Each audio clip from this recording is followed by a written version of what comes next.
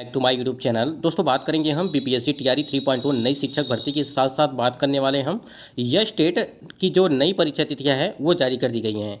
हम लोग यहाँ पे बात करेंगे यह स्टेट परीक्षा तिथियों को लेकर के क्या कुछ अपडेट है अभी अभी की उसके संबंध में यहाँ पे, और साथ ही साथ बात करेंगे बीपीएससी टीआरई 3.0 जो आपका री एग्जाम होने वाला है पोर्टल को लेकर के, दोबारा क्या पोर्टल खुलेगा या नहीं खुलेगा इसके संबंध में, क्योंकि बहुत सारे कैंडिडेट का ऐसा है कि करेक्शन को लेकर के काफ़ी ज़्यादा परेशान है, क्योंकि उनका जो है कुछ मिस्टेक हो गया फॉर्म में, तो उनको करेक्शन करने के लिए क्या पोर्टल ओपन होगा या रजिस्ट्रेशन दोबारा करने के लिए मौका मिलेगा या नहीं खुलेगा उसके संबंध में बात करेंगे। और यहाँ पे 5 अवसर और 10 वर्ष की उम्र सीमा में छूट को लेकर के भी नोटिस यहाँ पे आ गई है। इसको लेकर के फॉर्म करेक्शन, सप्लीमेंट्री रिजल्ट और नेगेटिव मार्किंग जो पीपीएससी टीआरई 3.0 का जो री एग्जाम है 10 और 11 जून को, उसके संबंध में बात करेंगे। तो सारा चीज़ जो भी चीज़ें हैं वो सारी चीज़ें ऑथेंटिक होंगी, तो वीडियो पर बने रहेगा लास्ट तक। और चैनल पर पहली बार विजिट किए हैं तो चैनल को भी सब्सक्राइब कर लीजिएगा, जिससे हर एक लेटेस्ट अपडेट आपको मिलती रहेगी। सबसे पहले बात करेंगे कि यह स्टेट की जो नई परीक्षा तिथियां जारी की गई हैं उसके संबंध में क्या कुछ नोटिस।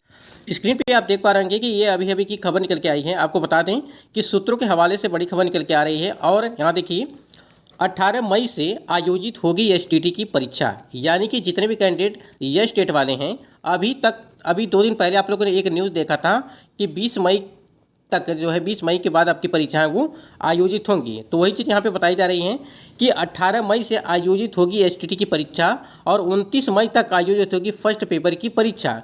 यानी कि जो आपका यह स्टेट का परीक्षा है उसका फर्स्ट पेपर जो होगा, ठीक है, वो 29 मई तक आयोजित होगी, यानी कि 29 तारीख यहाँ पे बताया जा रहा है कि 29 मई तक आयोजित होगी फर्स्ट पेपर की परीक्षा। ठीक है, यानी कि 18 मई से लगा कर के 29 मई तक ये चीज़ें बताई जा रही हैं। और कल से परीक्षार्थी डाउनलोड कर सकेंगे एडमिट कार्ड को लेकर के भी इन्होंने अभी अभी अपडेट दे दिया है कि कल से आपका जो ये स्टेट का है उसका एडमिट कार्ड कल से जो है वो डाउनलोड होना स्टार्ट हो जाएगा इसको लेकर के। और देखिए यहाँ पे क्या कुछ बदलाव किया गया है शेड्यूल में। कुछ ही देर बाद परीक्षा शेड्यूल हो सकता है जारी, यानी कि सारा परीक्षा शेड्यूल आपका जो एग्जामिनेशन शेड्यूल है वो यहाँ पे जारी कर दिया जाएगा। और कब कब परीक्षा है, किस विषय की परीक्षा है, ये सारी चीज़ें आपको जो है डेट वाइज मिल जाएगी। तो लेकिन एक चीज़ कंफर्म हो गया है कि 18 तारीख यहाँ पे जो बताया गया है, और लगभग 6 लाख परीक्षार्थी इस परीक्षा में सम्मिलित होंगे। और यहाँ पे रजनीश सर जो न्यूज़ 18 के संपादक हैं, ठीक है, उन्होंने ये खबर दिया। बाकी पेपर का भी जल्द जारी होगा शेड्यूल। ठीक है, तो जो अपडेट यहाँ पे उन्होंने दिया है उसी से यहाँ पे आप समझ सकते हैं कि 18 मई से आयोजित स्टेट की परीक्षा वो 18 तारीख से यहाँ पे बताया जा रहा है और 29 मई तक आयोजित होगी फर्स्ट पेपर की परीक्षा। ठीक है, यहाँ तक आप जानिए। और एडमिट कार्ड भी आज या तो कल में जो है आपको देखने को मिल जाएगा, इस चीज़ को भी ध्यान रखिएगा। तो आपका सारा शेड्यूल आपको देखने को मिलेगा। काफ़ी अच्छी अपडेट है जितने भी कैंडिडेट यह स्टेट वाले हैं उनके लिए। अब हम लोग बात करेंगे बीपीएससी टीआरई 3.0 री एग्जाम को लेकर के, पोर्टल को लेकर के, क्या पोर्टल ओपन होगा या नहीं होगा उसके संबंध में बात कर लेते हैं।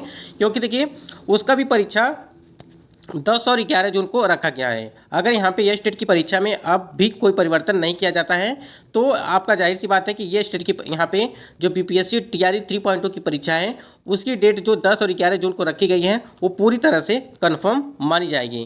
क्योंकि अगर यह स्टेट की परीक्षा यहाँ पे हो जाती है 18 तारीख से, तो कहीं ना कहीं आपका जो बीपीएससी टीआरई री एग्जाम है वो भी आपका उसी डेट पे हो जाएगा जिस डेट पे उन्होंने बताया है 10 और 11 जून को। ठीक है, अब यहाँ पे देखिए बात, एक चीज़ समझिएगा, यहाँ पे बहुत सारे कैंडिडेट का यहाँ पे करेक्शन को लेकर के और बीपीएससी टीआरई 3.0 में पोर्टल को लेकर के यहाँ पे देखिए, जब आपका फॉर्म अप्लाई हुआ था बीपीएससी टीआरई 3.0 का, तो उसमें उस नोटिफिकेशन में एक चीज़ मेंशन किया गया था। अगर आप लोगों ने पढ़ा होगा पूरा जो है नोटिफिकेशन, तो आपको मालूम होगा उसमें एक चीज़ लिखा गया था, अगर फॉर्म में कोई भी त्रुटियाँ होती हैं, ठीक है, तो आप जो है फॉर्म दोबारा अप्लाई करेंगे। इस चीज़ को भी आपको ध्यान देना है।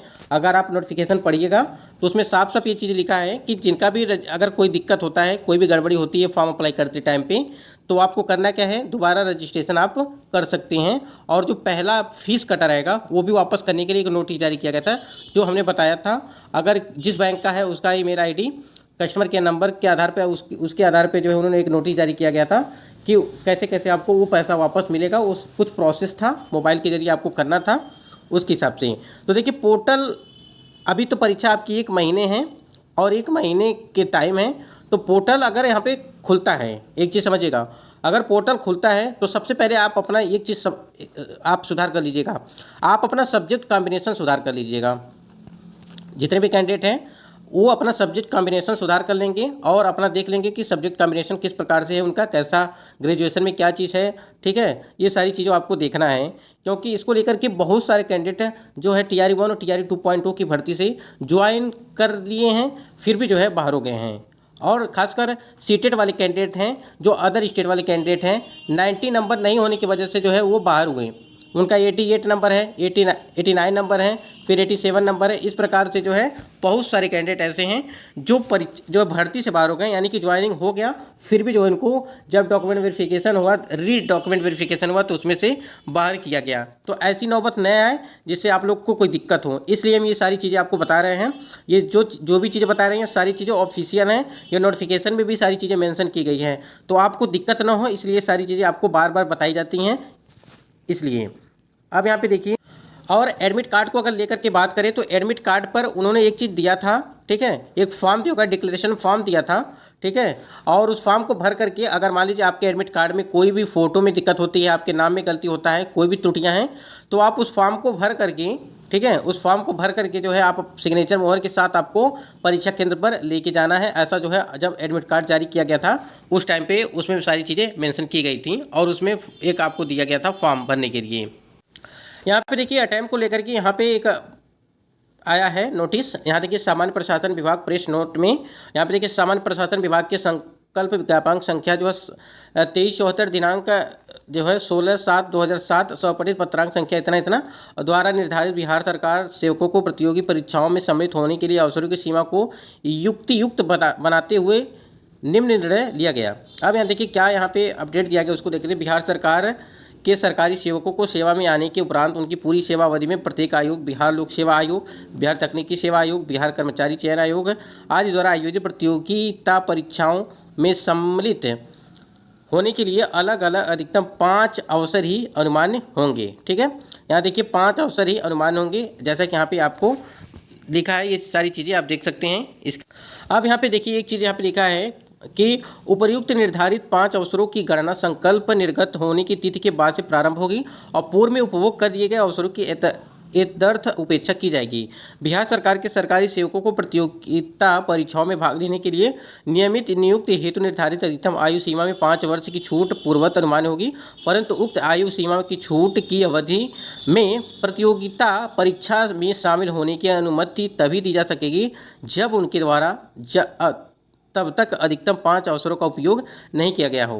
अब यहाँ पे एक चीज़ समझिएगा, देखिए आपको बता दें कि जो भी आपके अवसर हैं, यानी कि जो BPSC में आपके अवसर हैं TRE में, वो आपको अलग अलग वर्गों में 5-5 का है, ठीक है। चाहे आप PRT के लिए हो तो उसमें भी 5, अगर 6 to 8 के लिए तो उसमें भी 5, अगर 9 to 10 के लिए तो उसमें भी 5, ठीक है। 11वीं 12वीं में है तो उसमें भी 5, यानी कि चारों वर्गों में आपको 5-5 अवसर वो मिल रहे हैं। तो ये प्रेस नोटिस जारी किया गया था उसके लिए। तो ये आपका हो गया 5 अवसरों के लिए, यानी कि जो जिसमें आपको अटेम्प्ट को लेकर के बात किया गया है।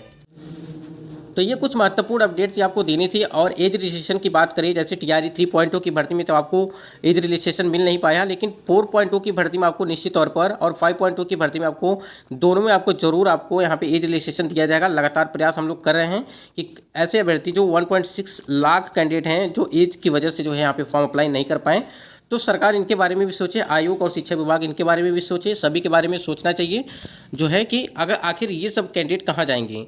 अगर इनकी आयु सीमा ख़त्म हो चुकी है तो इनको भी मौका मिलना चाहिए इनकी आयु सीमा में जो एज रिलैक्सेशन दे करके।